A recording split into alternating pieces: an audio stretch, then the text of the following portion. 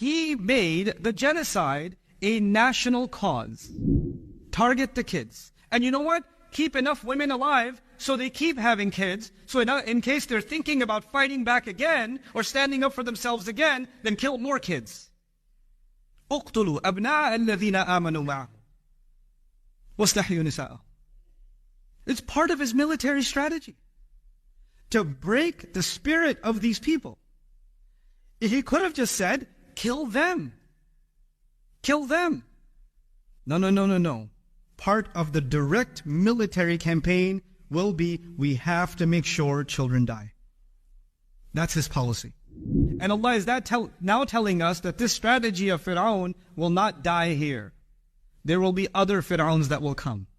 And they will employ this strategy. And in the end, that strategy will always fail.